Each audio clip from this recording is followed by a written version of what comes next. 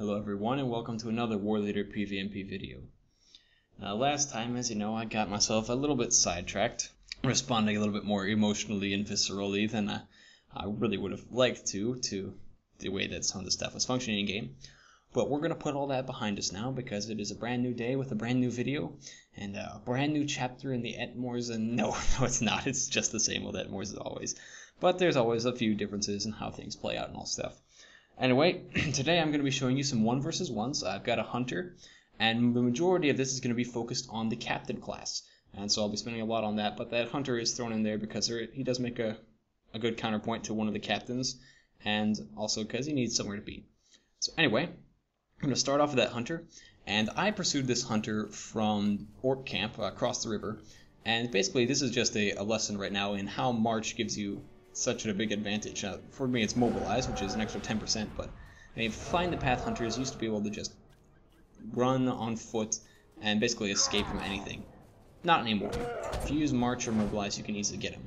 Now he's actually finally starting to turn and he's trying to fight, put up some kind of defense and stuff. Unfortunately that black arrow is right there.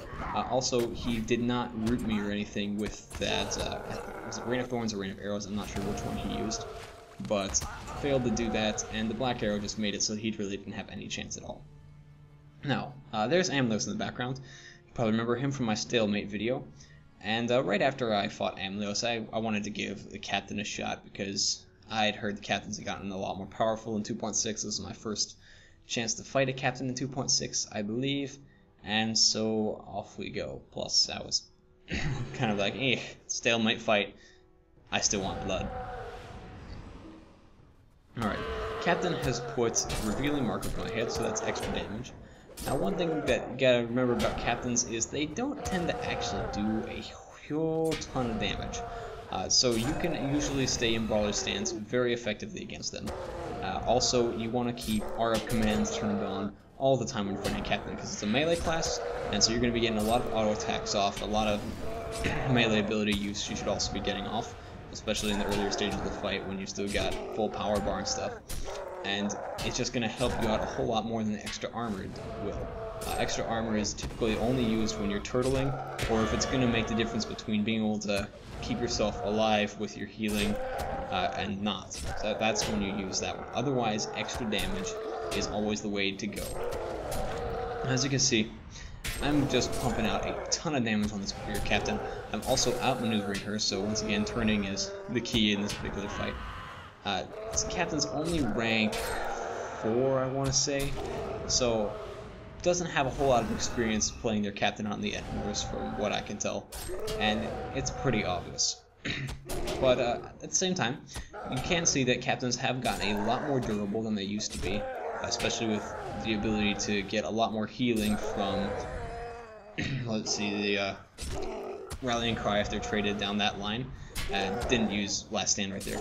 And also they get a lot more healing from the traded Inner Courage, or whatever that thing is. Words, Strength of Will, that's the, whatever that thing is. That one that clears the fears and gives them a heal. Now this one, I pursue him here. He engages in the river. The river is always an interesting place to fight because movement is slowed down.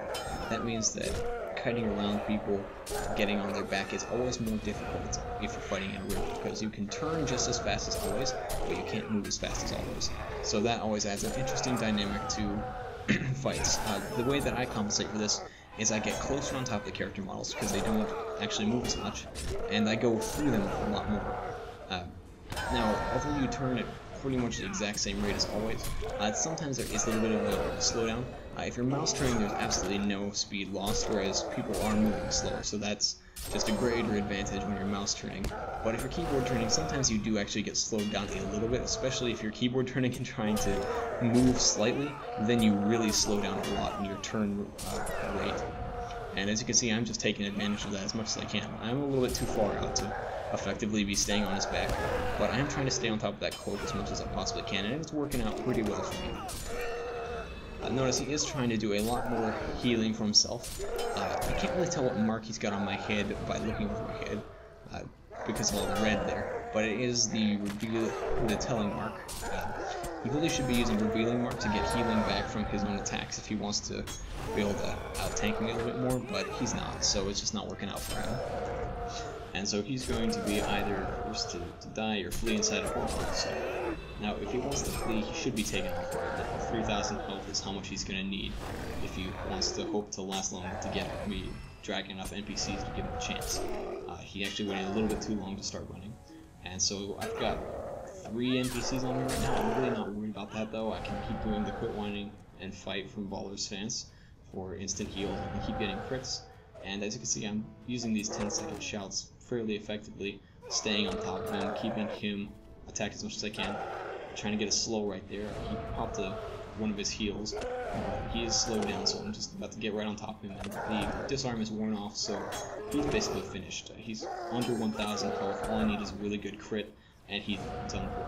I did not get him with my menacing roar right there. That would have helped out, possibly finished him. Instead, he gets last standoff.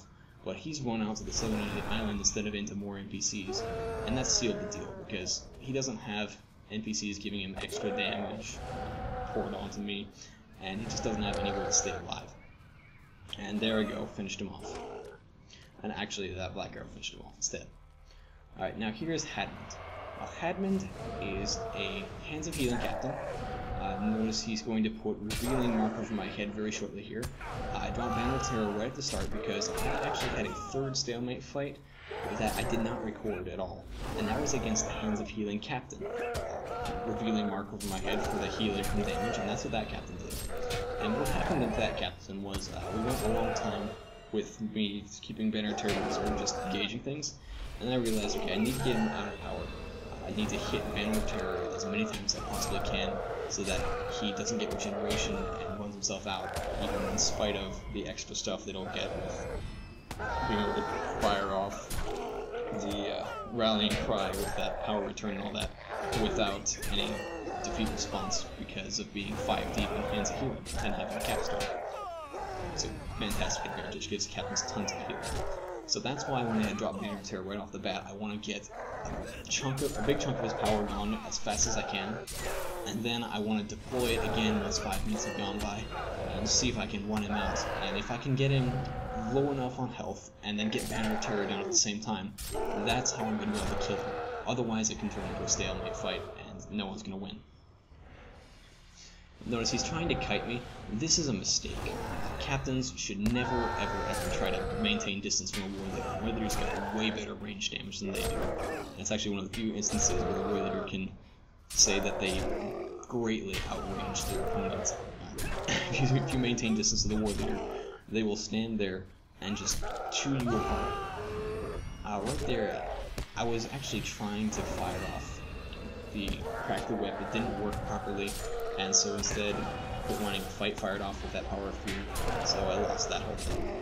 Now, as you can see, he's just doing a fantastic job with his healing output, keeping himself up very well. His power management is also doing pretty well, but can always be better. Captains still struggle with power, especially if there's not multiple captains around to keep on doing, chaining together the rallying cry and all that. That really gives him problems. And I believe he's also got a food buff. I'm not sure if it's trail food or it's actually cooked food that's helping him out with his regen. That's the other thing that's keeping him up right now. There we go, I hit my power pot. Should have hit that a little bit sooner, but not too bad. I only went 200 past, so that was fine. My health pool is not doing too bad either. I'm down at 10,000 because creeps with first angels and stuff can put out quite a bit of damage, but captains lack serious burst DPS. Sometimes they get a really big crit and they'll hit for maybe 3,000 on a lesser armored target, or a lesser armored target. So that would be something like a Reaver or a Spider or a Warg. They can pump a ton if they get some crits. And even right there, he got a nice spike for himself, but he took off 4,000 with some pretty serious power costs not really showing up right now. But wasn't able to really get me much farther than that. I'm already popping Get a Grip to put myself right back up. I haven't dropped out of Baller's Stance. I haven't dropped out of Aura of Command. I'm not going to drop Aura of Command for anything. And this is just kind of how it goes. You can stay in Baller's Stance a very long time. The thing is, with a captain who's staying up, you're gonna run into your own power issues. Now, for a Warleader, dealing with power issues means dropping the commander stance and get more healing out of your Crack the Whip so that you can continue the fight and stay on even footing. Commander stance is the power management stance, especially against guys that aren't going to hit particularly hard and particularly fast, which is what captains are. So when I start running lower, I will stay in stance over commanders, and then when I get more power available, I'll just go right into Brawler's stance and go back for the burst. But until then, just keep going in Brawler and just keep putting everything I can on it. Now, the one thing you gotta notice though is a lot of the healing that captains will put out, especially in the longer ones, are heals that actually heal the entire group. When they're hitting their rallying cry, that affects the entire group. When they're doing their melee heals, that heals the entire group.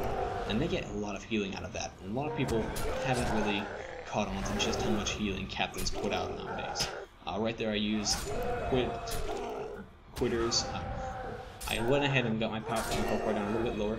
I used quitters because I wanted to get the power return so that I could keep myself good on my power bar, whereas he's pretty low.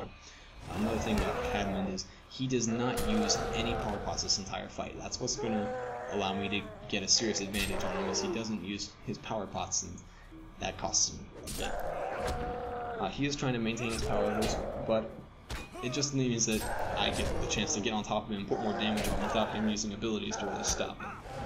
One other thing that he's doing that the other captain that I fought did right is he's got the Banner of Victor. That is the power regeneration banner. And so he has correctly identified that that's where his class's weakness is. And he's trying to keep himself more powered up with the Banner of Victory, with using Rallying Cry whenever he can. But it's just not quite working out for him. But as I was saying about their group healing, people don't realize just how much healing captains are actually putting out in groups. They can heal just as effectively as Warleaders can in groups, especially when they start pumping AoEs and stuff. And they're probably the premier AoE healer freepside, particularly given the fact that most of the healers freepside are focusing a lot more on damage, whereas captains, even if they're focusing on damage, they can't help but still pump out heals, because they're still hitting all their defeat responses, which means healing coming out. They're still hitting some of their melee skills that have a healing component. It just comes with the territory. People don't pay a whole ton of attention to this when they really should be. Why should they be paying attention to this? Captains are often not built very strong, and they're a lot squishier than they should be. If you kill the captains that are squishier, especially if you can get them right before they hit last stand, or even get them to hit last stand and put them down so they can't really heal, because their better heals for other people do have a morale cost, you shut down a ton of the healing coming out of freepside, because most of the healing's being done by one or two dedicated minstrels and whatever captains are in the raid these days, with the other minstrels focusing on damage. The runekeepers are usually focusing on damage. Sometimes we'll find one or two runekeepers that are healing, and those guys can be a pain. But if you take out the captains, the survivability of the other healers is severely impaired. And then you're able to actually jump onto the minstrel, jump onto the runekeepers, and kill them. Because when they start kiting, it's the captains that are keeping them alive. Well, the captains and their own healing. But that's where it comes from. And so if you can correctly identify this and get a good feel for which captains are squishy, which ones are not, which ones are better hit with a power drain, and which ones are better hit with a morale drain, then you can make yourself a lot more effective, really give yourself an edge against them, and be able to actually have a lot more success in raid fights and smaller fights. Right, so that whole not using the power pot thing that he decided on, I was about to finish him off here. He's almost at the bottom of his morale pool, and if this video will stop lagging, I will be able to see what exactly is going on. Come on, come on. Yeah, he's got some more heals off. It's still going to take a little bit of time, but I should be able to get this fairly soon. I'm trying to stay in Brawler's stance here. I don't want to have to drop out in Commanders, because if I drop the Commanders at this point and he decides to get some distance, the 20-second cooldown is really going to cost me, but I should get him with this Intimidating Shout. I got off that Muster Courage. That's the one. I got off Muster Courage, got himself a little bit more health. I'm trying to finish him off with some melee attacks, just not working. Black Speech, he's still alive because of the hot that's ticking on him. More melee attacks. Intimidating Shout, get the crit, finish him off finally. And there we go. Warleader with rank 1 Audacity, but rank 9 to his name, versus the captain with rank 7 Audacity, can pull out the win just because the other guy, well, in this case, didn't use power pots. Even if he used power pots, still was the potential there with a couple more, one or two more applications of Banner of Terror to actually finish him off. I believe I did drop it a second time in that fight. But, you know, the captain fight versus Warleader fight is very fair right now, pretty balanced. It does tend towards stalemates if they're actually built properly or they try to go into the tanking mode. But if they don't, if they try to focus on damage, then basically whichever side focuses on damage and neglects their healing to an extent that is too great for them to actually do that, they're going to get themselves killed. If a Warleader goes after a captain and they aren't popping off enough heals, if they don't go to commander stance and they need to, they're going to get themselves killed by the captain. They get themselves down in the range of about 5,000, 4,000 health, and the captain gets a string of crits, manages to get a nice burst of damage, like take off 4,000 with about 4 or 5 attacks.